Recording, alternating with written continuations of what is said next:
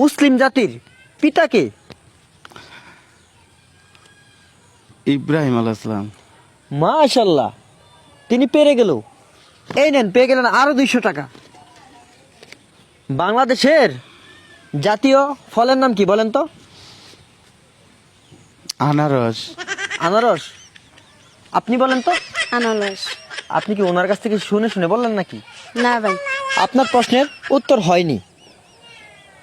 বাংলাদেশের জাতীয় ফলের নাম কাঁঠাল। পরবর্তী প্রশ্ন, আদম জাতির পিতাকে? হযরত আদম আলাইহিস সালাম। মাশাল্লাহ। তো আপনি বলুন তো আদম জাতির পিতাকে? আসসালাম। কি? আসসালাম। আসসালাম। আদম জাতির পিতা হচ্ছে আদম আলাইহিসসালাম। আদম আলী আসলাম। আদম জাতির পিতা হচ্ছে আদম আলাইহিসসালাম। আদমের পিতা আছে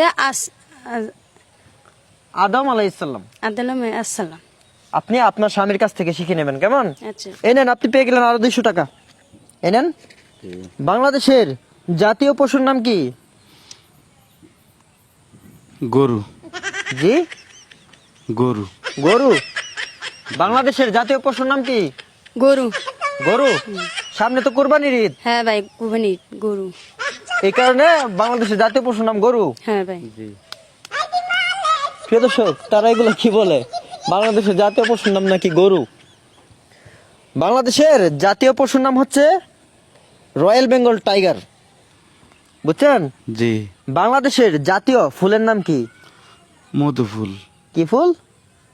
মধুফুল। মধু ফুল। বাংলাদেশের জাতীয় ফুলের নাম কি? মধুর ফুল। মধুর ফুল। হুম। এই মধু ফুল কোথায় থাকে? মধু ফুল কোথায় থাকে? গাছ। কি গাছ? কি গাছ বাইরে কোথায় নাকি গাছ? এটা কইতে পারেন না। আপনি মধু ফুল দেখছেন? জি না ভাই, আমি চোখে দেখি না, দেখবো কি করে? ও, আপনি তো আবার চোখে দেখেন না। জি না। তো আপনার এই উত্তরটা হয়েছে না। বাংলাদেশের জাতীয় ফুলের নাম হচ্ছে শাপলা ফুল, কেমন? জি। মনে থাকবে? জি। বাংলাদেশের জাতীয় পাখির নাম কি? কাউয়া। জি? কাউয়া। কাউয়া। হুম। ভাই, আপনার ওয়াইফ তো বললো বাংলাদেশের জাতীয় পাখির নাম কাউয়া। আপনি বলুন তো হয়েছে কিনা? হয়েছে? জি না।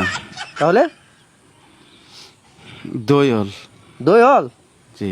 মাশাল্লাহ, তিনি পেরে গেল। তো এই নেন, দিয়ে দিলাম আপনাকে 200 টাকা। বাংলাদেশের জাতীয় মাছের নাম কি? পাঙ্কাশ। জি? পাঙ্কাশ। পাঙ্কাশ। এই মাছ কোথায় থাকে? আরো। হাওরে। হুম। আচ্ছা ভাই, আপনার ওয়াইফ যে বললো বাংলাদেশের জাতীয় মাছের নাম পাঙ্কাশ, এটা কি হয়েছে? জি না। হয়েছে না? জি না। তো আপনি বলেন কি? জাতীয় মাছের নাম ইলিশ। মাশাল্লাহ, তিনি পেরে গেল। এই নেন, অনেকগুলো টাকা হয়ে গেছে, তাই না? জি। এখন বলুন, বাংলাদেশ কয় ঋতুর দেশ? 2 ঋতু।